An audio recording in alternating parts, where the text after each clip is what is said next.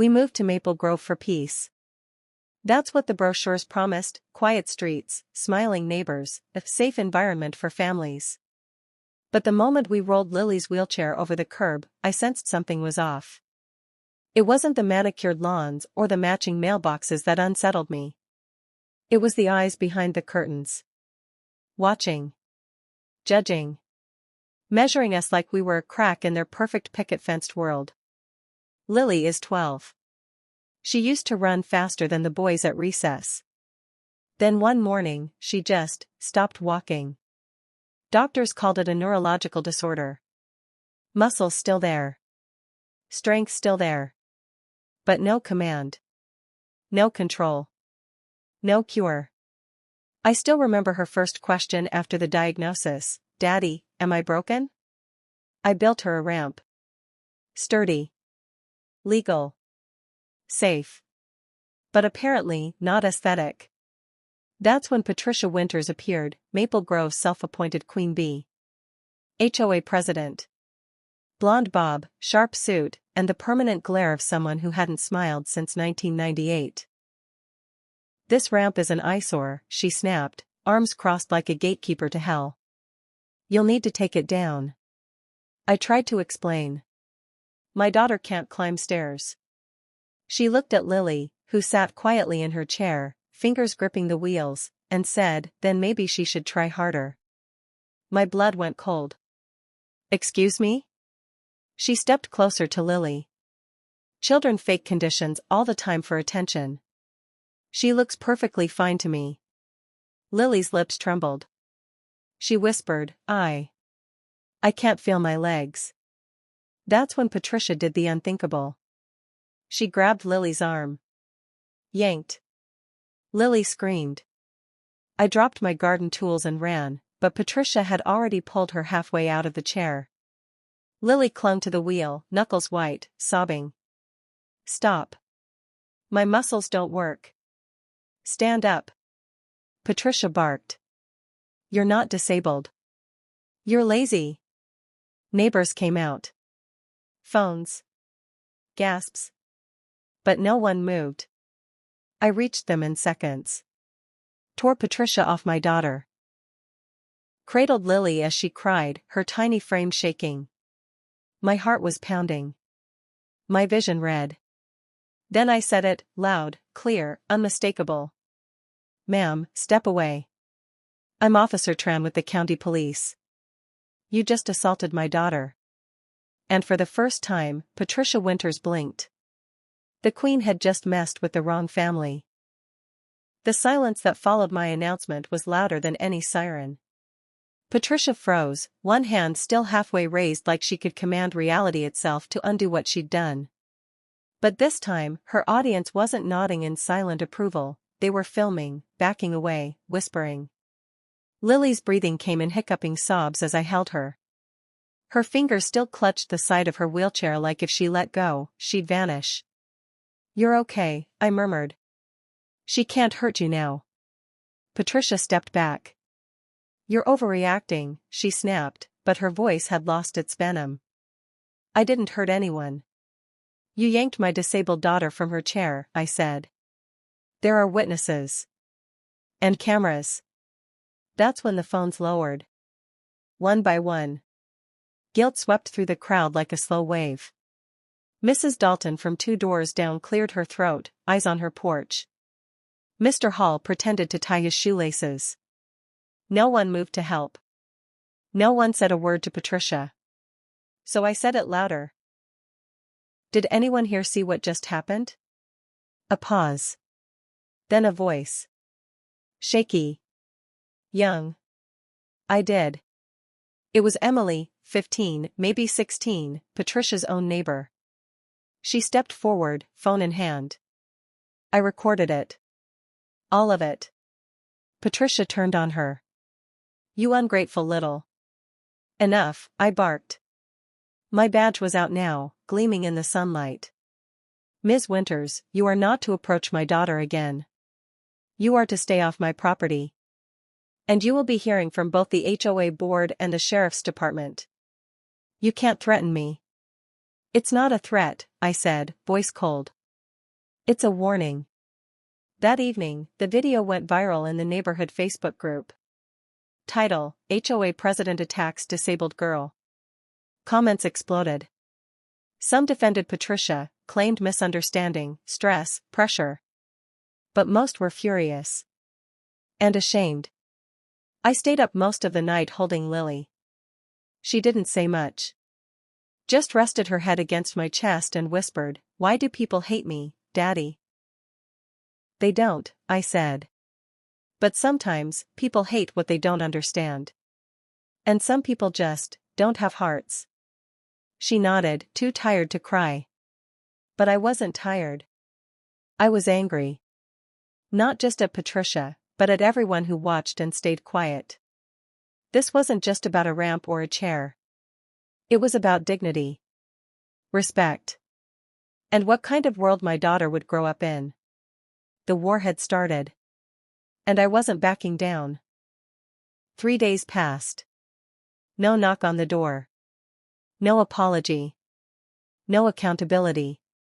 But I wasn't surprised. Patricia Winters was the kind of person who didn't back down, she doubled down. It started with a letter. Folded neatly, taped to our front door. HOA stationery. Bold font. Cold tone. Dear Mr. Tran.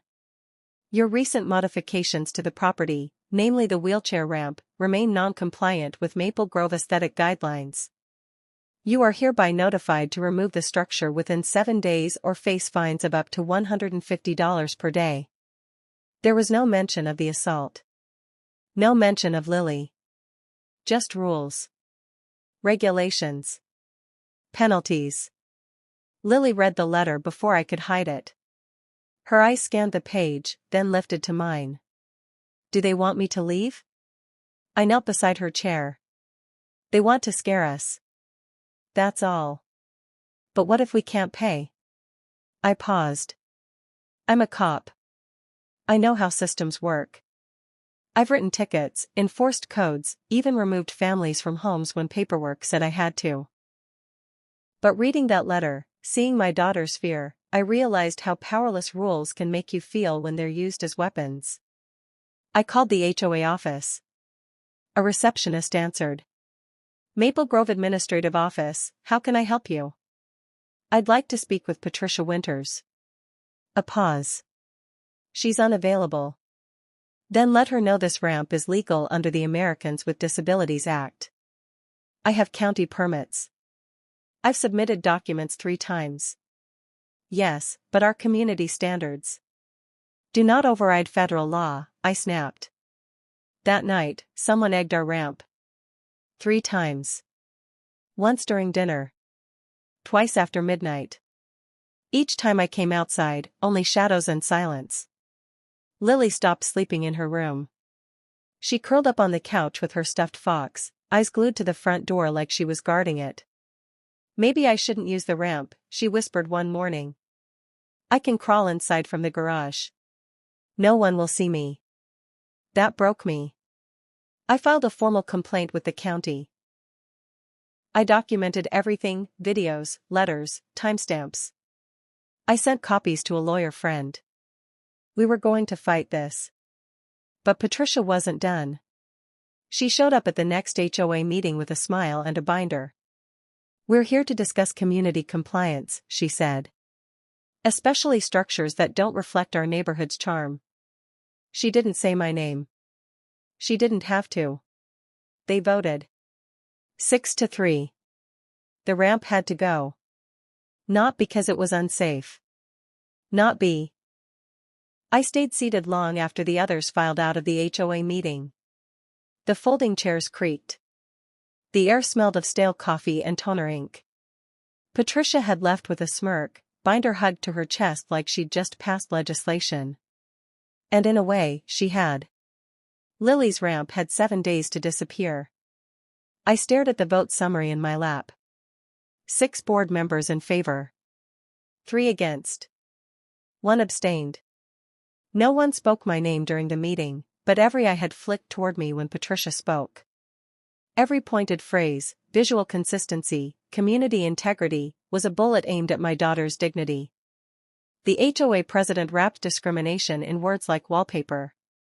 That night, Lily waited on the porch when I got home. She didn't ask what happened. She already knew. I heard from Emily, she said. Patricia told everyone we faked my condition to get sympathy. She's lying. I know. Lily was quiet for a long time, then said, if I wasn't in a wheelchair, they'd like us more, wouldn't they? It hit me like a punch. Not because she was wrong, but because she was right. We became the problem when we became visible. The ramp. The chair. The idea that something imperfect had dared to exist among their trimmed hedges and vinyl siding. The next day, I went to the board president of the county's disability advocacy office. I handed her the video of the assault, the vote results, the letter. She watched every second in silence. When it ended, she said, they just declared war on the ADA. What can we do? Let me show you. By Friday, we'd filed an injunction. The ramp stayed, for now. But the retaliation came fast. Code enforcement showed up to inspect our backyard. Our mailbox was reported too worn. Someone called animal control about a barking dog. We don't own a dog. And the worst, Lily's wheelchair tires were slashed. In our garage. She cried for 2 hours. Wouldn't eat. Wouldn't speak. She thought it was her fault. I held her and made a vow. This ends, I whispered, with them paying for every second they made you feel small. And just like that, I wasn't just her father anymore. I was her shield. Her sword. And Patricia Winters had no idea what kind of storm was coming. I spent the next few days like a shadow. The injunction bought us time, but it wasn't a permanent fix. I could feel the eyes of the neighborhood, of Patricia, waiting for me to crack. They wanted me to back down. They wanted to break me. But they didn't understand something. I had a daughter who needed me to fight. I wasn't just fighting for the ramp. I was fighting for her right to exist without fear. For her to feel safe, seen, and valued. The media picked up the story. Local news. Blogs. Twitter. It didn't take long before Maple Grove wasn't just a small suburban neighborhood. It was a battleground. And Patricia Winters, well, she became the villain in a story no one wanted to be part of. I started getting calls. From other parents. Disabled veterans. Elderly people. Even people who had no disabilities but had witnessed the way Patricia operated. They were scared. They felt unsafe. They saw what was happening to Lily, and they realized they could be next. The tipping point came on the 6th day after the vote. The community organized a protest. At least 30 people stood in front of Patricia's pristine lawn, holding signs, "Rights not rules, Lily's ramp is legal, stop HOA abuse." Patricia's response was swift. A letter was sent to every household in Maple Grove, urging them to stand for community values. But this time, something was different. The same neighbors who had been silent before started to speak out. A few even called me. "We didn't know the whole story," Mrs. Hall said. "We've got your back now." It wasn't just a protest. It was a movement. And Patricia Winters wasn't prepared for it. That evening, after the protest had simmered down, I took Lily out to the porch. The sun had just dipped below the horizon, casting an orange glow across the neighborhood. "Do you feel better?" I asked her. She looked at the ramp, then at me. "A little. You should feel more than that. This is your victory, too." Lily smiled for the first time in days. It wasn't much, but it was a start. And I knew then, if this was a war, we hadn't just been fighting the HOA. We had been fighting ignorance. Fear. And now we were winning. The next morning, the phone rang. It was the lawyer. "We've got them," she said. "Patricia Winters and the HOA? They're going to pay for this." I stood there, staring at the phone. For the first time in weeks, I felt a weight lift off my chest. This wasn't just about a ramp anymore. It was about a message. And Maple Grove was going to hear it loud and clear. By Monday morning, Maple Grove felt different. Car windows bore bumper stickers, "Justice for Lily, ADA isn't optional."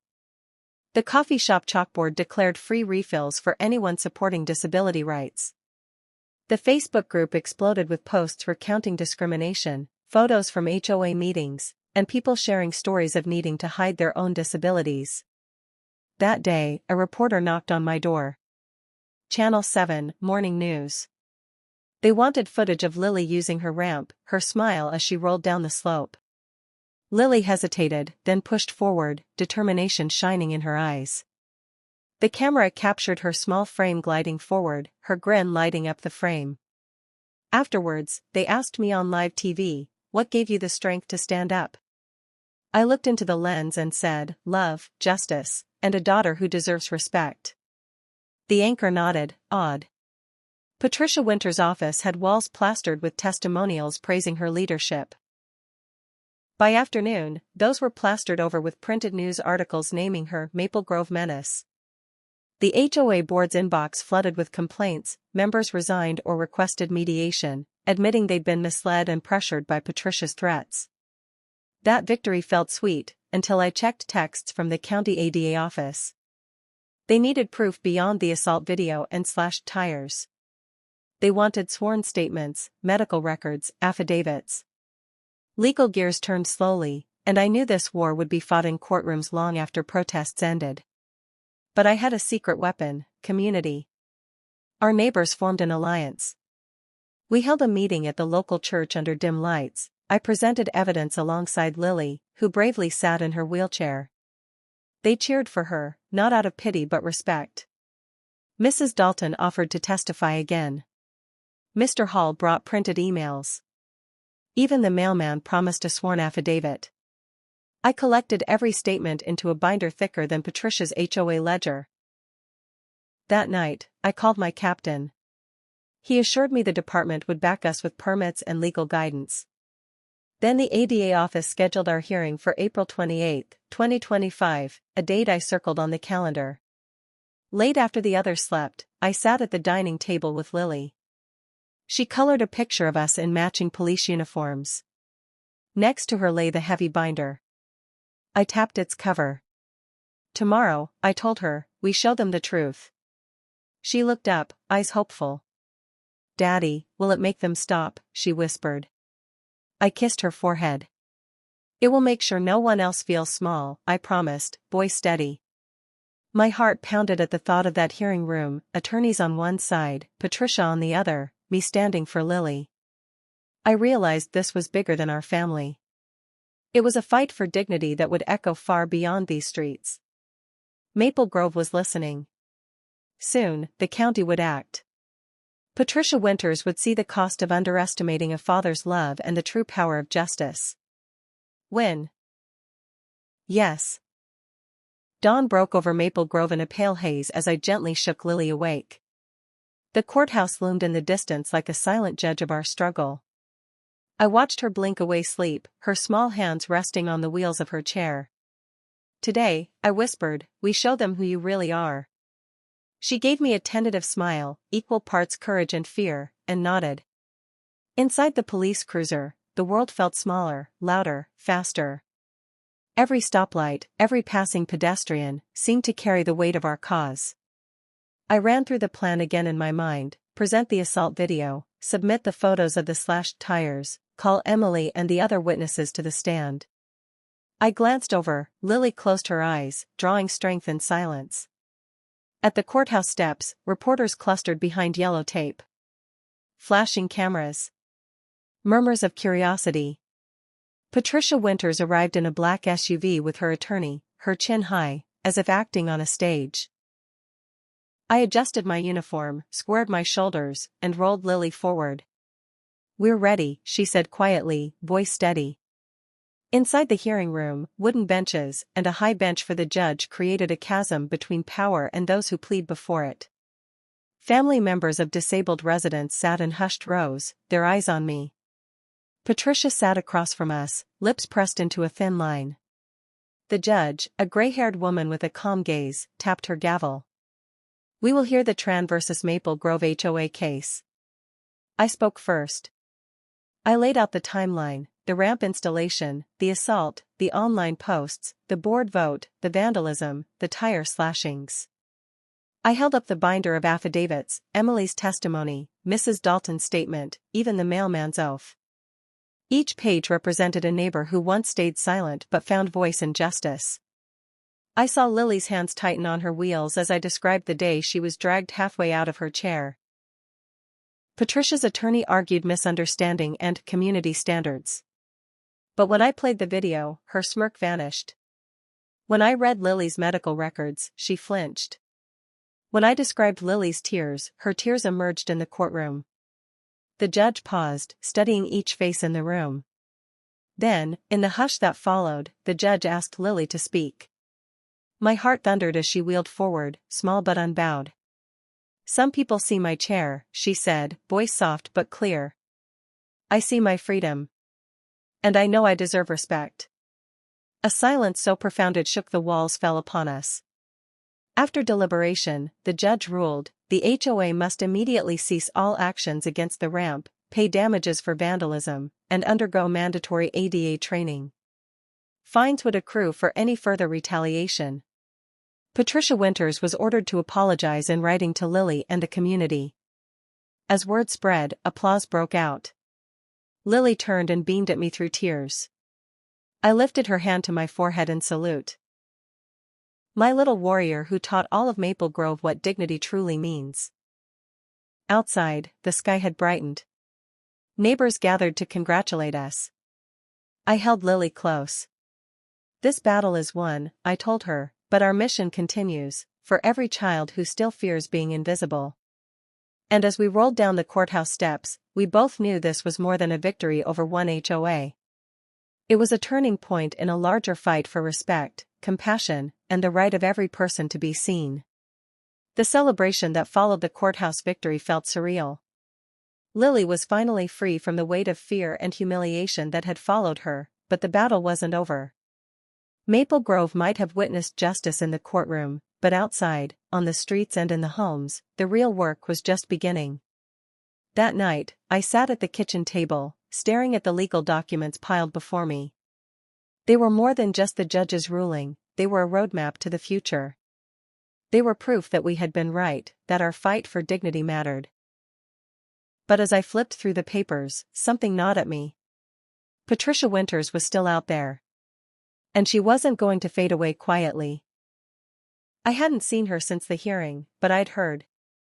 A few of the board members of the HOA had resigned, but many were still loyal to her, convinced she could still win this war, even if it meant resorting to more underhanded tactics. The HOA wasn't just going to accept defeat. They would retaliate in ways we couldn't even imagine. And Patricia, well, I knew her kind. She wasn't one to let go of power, especially when she thought she was in the right.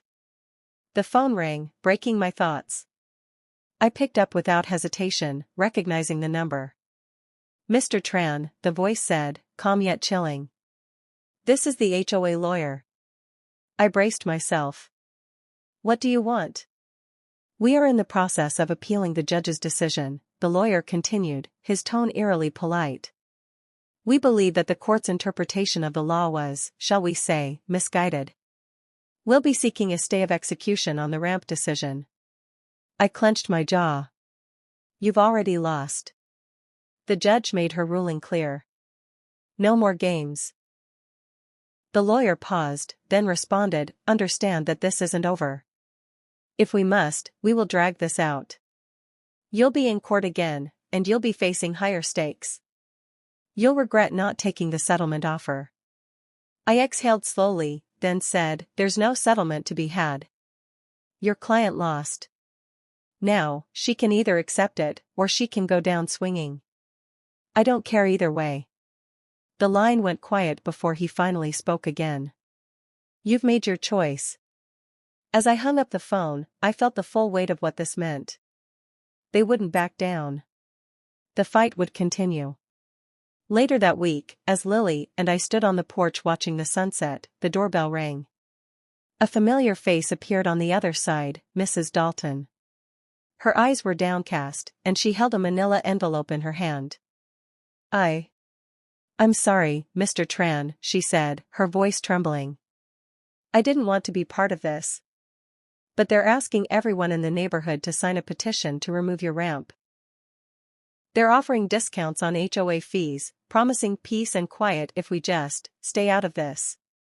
My stomach sank. Mrs. Dalton wasn't the first, and she wouldn't be the last. The HOA was rallying their forces, trying to break us, trying to isolate us from the community. You don't have to sign it, I said, my voice firm. She nodded. I won't. I wanted to warn you.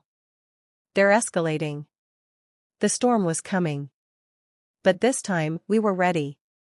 I wasn't just fighting for a ramp anymore, I was fighting for my daughter's future, for the community we lived in, and for the truth that no matter what, no one had the right to silence us.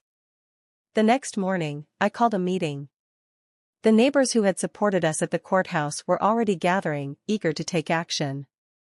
We made plans to organize protests, petitions, and most importantly, a public campaign to expose the HOA for what it really was. A discriminatory, power-hungry entity that sought to control, intimidate, and hurt those who dared to stand up. Patricia Winters might have thought she could erase us. But she hadn't accounted for one thing, the power of a united front. This wasn't just about Lily anymore. It was about all of us. And together, we would take down the HOA, for good. The plan unfolded in whispers. Emily had found it, the recording, a hidden file from one of Patricia Winters's board meetings where she boasted of teaching that Tran brat a lesson and plotting to drive them away so we can restore peace. Her voice dripped with contempt. I listened in disbelief. Lily sat beside me, her fingers lightly tapping the edge of my desk. Daddy, she whispered, that's her. The woman who'd stolen her sense of safety, laid siege to her dignity, all caught in one irreparable confession. We knew the moment we played it, the truth would shatter the last facade protecting Patricia and her allies. But we also knew the stakes, expose her, and we risked legal countersuits for invasion of privacy. Protect her, and our war would drag on until she won by attrition. We chose truth. I encoded the file, uploaded it to a secure link, and sent invitations. Community Hall. Tomorrow at 6. Evidence night. Word spread. Neighbors buzzed with anticipation and dread.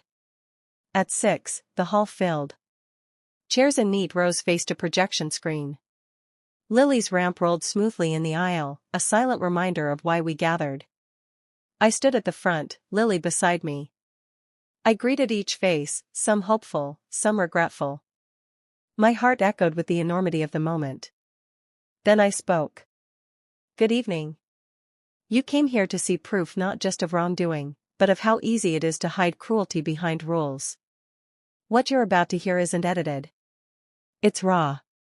It's Patricia Winters's own words. I pressed play. The room went still. Her voice poured through the speakers, sharp, vicious, unfiltered. Gasps trembled through the audience, some hands flew to mouths. A few children looked up, confused. The hate in her tone was unmistakable. When it ended, nobody moved. Then, Emily stood. She lied to us all. She plotted against this family. And she lied under oath in that courtroom. Her voice shook but grew stronger. This ends now. Voices rose. Unfair. How could she? We were deceived. The crowd surged toward the screen, demanding action. My phone buzzed with messages, you did it. Thank you. We're with you. Patricia arrived, escorted by a remaining ally. She froze at the door, seeing the hall transformed into a tribunal. I watched her face drain of color as the recording was replayed for her. Board members rushed to me. We had no idea. Hands shook as they scribbled apologies. One by one, they resigned. Patricia's ally abandoned her, slipping out as cries echoed. And Patricia, Queen of Maple Grove, stood alone amid the wreckage of her reputation, her power exposed as a lie. I turned to Lily. Her eyes glowed with quiet triumph. "You did it," I said. She smiled, nodding. Her ramp rolled forward, center stage. A symbol of resilience, not eyesores. We had the tape. We had the truth. And for the first time, Lily felt unbroken. Maple Grove was forever changed. In that moment, I realized we were more than a family fighting injustice, we were a community reborn. The memory of those days still lingers in my mind. The moment Lily's small hand reached for the courtroom door, the hush that followed the judge's gavel. But today, as I stand on our front porch watching her wheel down the ramp in the golden light of morning, victory feels different. It's not the end of a battle, it's the beginning of something new. Maple Grove has changed.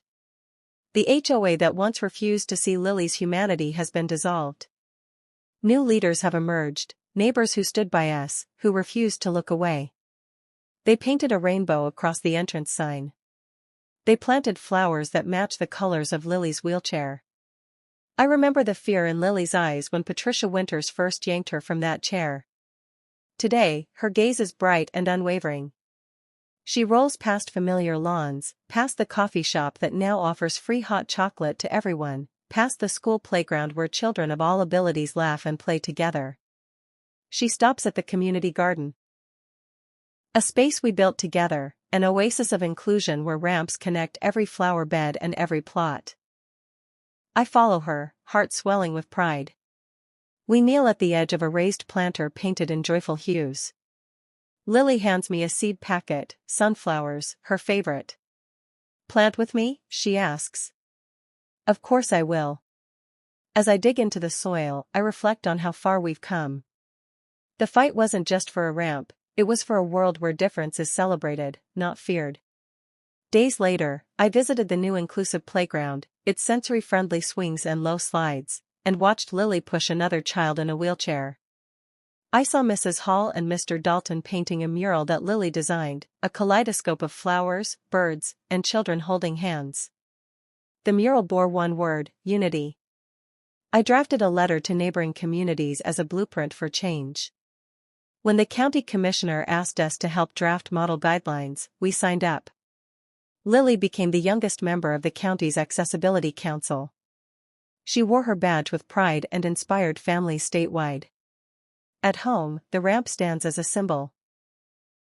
A reminder of battles fought and justice won. But it's also a gateway to possibilities. Every time Lily and I roll out together, we carry hope. We carry the promise that no matter how dark the world seems, love and determination can carve a path toward the light. Tonight, as I tuck Lily into bed, she speaks of tomorrow's art class and the speech she'll give at her school assembly for Disability Awareness Week. I hold her close and whisper, "Your voice changed this town." She drifts to sleep with a smile, unaware of how profoundly she's changed me. And in that quiet moment, I realize that our final verdict wasn't delivered by a judge. It was delivered by every person who chose to stand with us, by every soul who refused to be silent. That is the legacy we leave behind, a community awakened, a world a little kinder, and a father's love that moved mountains. Hope rose where fear took root and unity blossomed.